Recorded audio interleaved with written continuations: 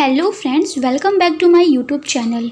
Inorganic chemistry के series में मैं एक और टॉपिक लेकर आ गई हूँ। आज का हमारा टॉपिक है Schrodinger wave equation. Friends, quantum physics में श्रोडिंगर इक्वेशन ने हमें ये बताया कि किसी भी भौतिक निकाय की जो क्वांटम व्यवस्था होती है वो समय के अनुसार कैसे चेंज होती है। इस इक्वेशन को ऑस्ट्रेलिया के फिजिसिस्ट इरविन श्रोडिंगर ने सन 1925 में स्थापित किया, लेकिन उनको पब्लिश करने में 1 साल का टाइम लगा, जो कि फाइनली 1926 में इस श्रोडिंगर वेव इक्वेशन को प्रकाशित किया गया। उन्होंने अपने ही नाम पे इस इक्वेशन का नाम रखा है। फ्रेंड, जैसा कि हम सभी जानते हैं कि क्लासिकल मैकेनिक्स में हमने न्यूटन्स की इक्वेशन को पढ़ा और उसके इक्वेशन से हमें ये पता किया कि किसी भी वस्तु की जो प्रारंभिक स्थिति होती है या फिर किसी भी सिस्टम के बीच जो कॉन्फ़िगरेशन लगता है उनको हम बहुत ही आसानी से पढ़ सकते थे। पर क्वांटम फिजिक्स के लिए हमें इक्वेशंस की ज़रूरत पड़ने लगी, क्योंकि इसमें जो तरंग फलन होता था उसको क्लासिकल मैकेनिक्स के रूप में बताया नहीं जा सकता था। ये जो इक्वेशन है वो ना केवल एटम्स मॉलिक्यूल्स को ही डिस्क्राइब करता है, साथ ही साथ पूरे यूनिवर्स के जो माइक्रो एटम्स भी होते हैं उनकी जानकारी भी हमें देता है। फ्रेंड्स, अब हम बात करते हैं कि ये समीकरण क्यों बनाया गया। तो जब लुईस डी ब्रॉगली ने अपने डी ब्रॉगली इक्वेशन से ये प्रूव कर दिया कि पार्टिकल्स का डुअल नेचर होता है, तो बहुत सारे साइंटिस्ट को इसमें कमियां लगी जिसको वो पढ़ नहीं पा रहे थे। पार्टिकल्स के डुअल नेचर को समझने के लिए नई नई यांत्रिकों की ज़रूरत पड़ने लगी।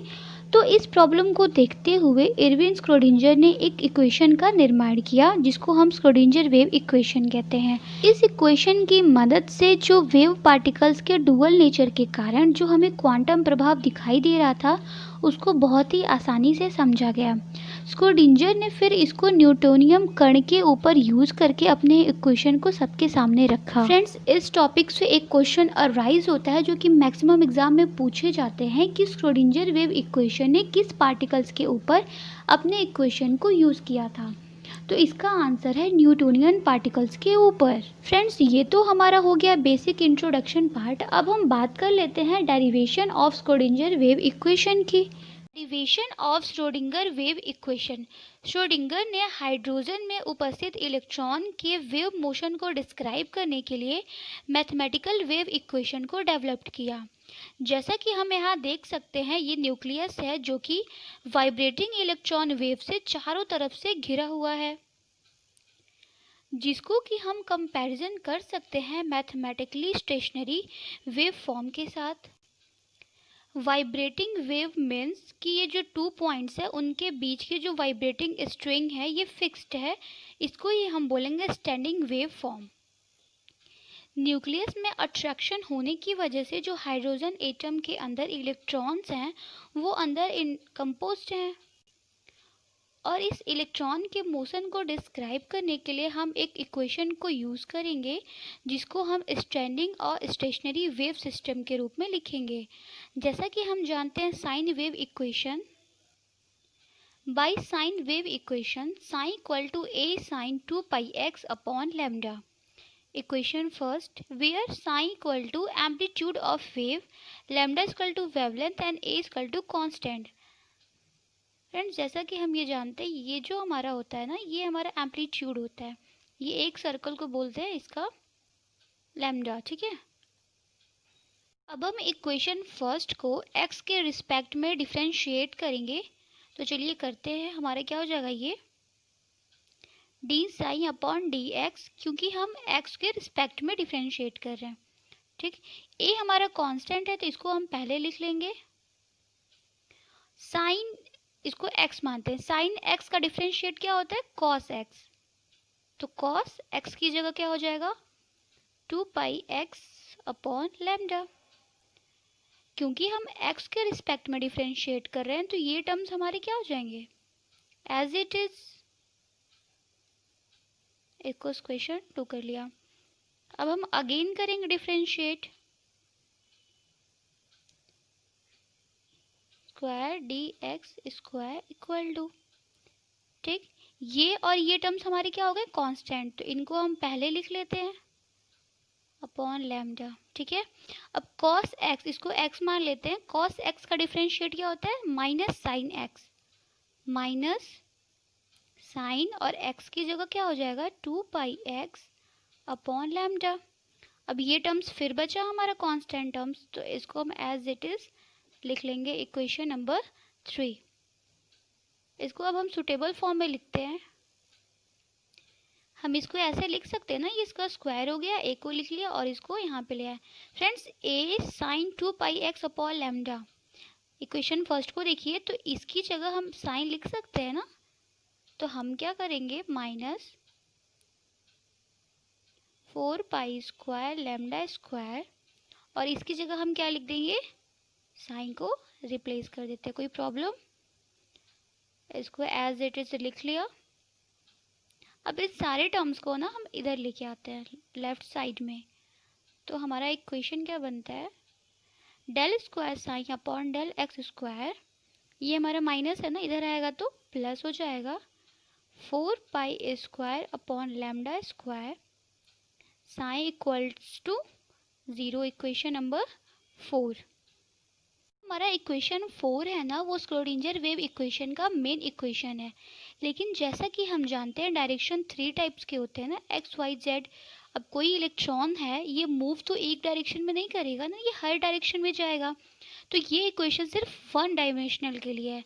तो अब हम वाई और जेड की बात करते हैं, तो हम क्या लिख सकते हैं यहाँ पे, d square psi upon d x square plus d square psi upon d y square plus t square psi upon d z square plus 4 pi square upon lambda square psi equal to 0, equation number 5। जहाँ पे psi हमारा Cartesian coordinates का function है, coordinates मतलब x y और z, ठीक, इसका function है। इसको हम किस वे में लिख सकते हैं, तो हो जाएगा ये हमारा डेल स्क्वायर साइन और 4 pi square lambda square equals to equation number 6। अब यहाँ पे जो हमारा डेल्टा है स्क्वायर, इसकी जगह हमने क्या रिप्लेस किया है, डेल स्क्वायर, ये जो टर्म्स है ना एक्स वाई जेड की जगह पे हमने डेल स्क्वायर को यूज़ किया है, plus del square psi upon del z. जैसा कि हम सभी जानते हैं डी ब्राउगली इक्वेशन क्या होता है, तो that is lambda equals to h upon m v, जहाँ पे मैंने इसका स्क्वायर किया है। अब हम इस लैम्डा स्क्वायर की जगह इस वैल्यू को प्लेस करते हैं, तो हो जाएगा delta square psi plus 4 pi square m square v square upon h square psi equals to 0, equation number 7। Friends अब हम इलेक्ट्रॉन को कंसीडर करते हैं कि वह एक पार्टिकल्स है, और जब वो पार्टिकल्स है तो जो उसकी जो टोटल एनर्जी होगी सिस्टम की, वो काइनेटिक एनर्जी और पोटेंशियल एनर्जी के एडिशनल टर्म के इक्वल होगी। यहाँ पे हम टोटल एनर्जी को कैपिटल ई से रिप्रेजेंट कर रहे हैं, और के हमारा काइनेटिक एनर्जी और वी हमारा पोटेंशियल एनर्जी। काइनेटिक एनर्जी का फॉर्म हम सभी जानते हैं, हाफ एम वी स्क्वायर होता है इसका फॉर्मूला, और वी हमारा एज इट इज़ होगा।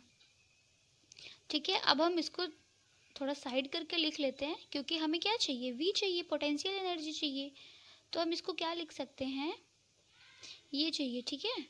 तो वी स्क्वायर 2 ई, इसको इधर लेके आएंगे माइनस वी अपॉन एम, ये इक्वेशन हमारा हो गया 8। अब हम इक्वेशन 8 की जो वैल्यू आई है वी स्क्वायर की, इसको इक्वेशन 7 में वी स्क्वायर की जगह पे रिप्लेस करते हैं, तो क्या हो जाएगा, del square psi plus 4 pi square m square upon h square. V square की जगह हम क्या लिखेंगे, 2 E minus V upon m psi equals to 0। ठीक है, अब इसको सॉल्व करते हैं, del square psi plus 8 pi square m h square E minus V psi equals to 0, equation number 9। Friends ये क्वेश्चन हमारा जो है ना वो 1 डायमेंशनल के लिए है, ठीक है। अब इसको, अब जैसे कि मैंने बताया था, इसकी वैल्यू हमने क्या रखी थी, इसकी जगह पे हमने डेल स्क्वायर रखा था, ठीक है। तो अभी हम क्या करेंगे, इसको फिर उसी फॉर्म में लिख लेते हैं। डेल स्क्वायर की जगह पे हमारे क्या था, del square psi plus del square x, del square psi plus del y square, del square psi plus del z square, ठीक है, इसको लिख लिया, plus 8 pi square m upon h square E minus V psi equals to 0। Equation del square psi upon del x square plus del square psi upon del y square plus del square psi upon del z square plus 8 pi square m upon h square E minus V psi equals to 0। Equation number 10। Equation number 10 is known as the Schrodinger wave equation. जहाँ पे ये सारे terms हुए हैं, ये हमारे क्या है, m क्या है, हमारा मास है, किसका, मास ऑफ इलेक्ट्रॉन, h हमारा क्या है, प्लैंक कांस्टेंट, कैपिटल E हमारा है टोटल एनर्जी, कैपिटल V है हमारा पोटेंशियल एनर्जी,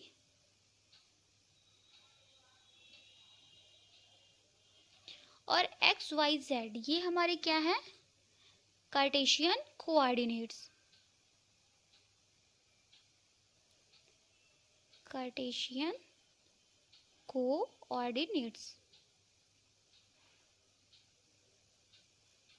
फ्रेंड्स इक्वेशन 10 में जो हमारा कैपिटल V है दैट इज पोटेंशियल एनर्जी, इसकी जो वैल्यू होती है वो होती है minus Z e square upon r, ठीक है। तो चलिए इसको भी इस इक्वेशन में रख लेते हैं। तो हमारा फाइनल इक्वेशन क्या बनता है, del square psi upon del x square plus del square psi upon del y square plus del square psi upon del z square plus 8 pi square m upon h square, ठीक है। अब E minus minus क्या हो जाएगा, plus Z e square upon r psi equals to 0।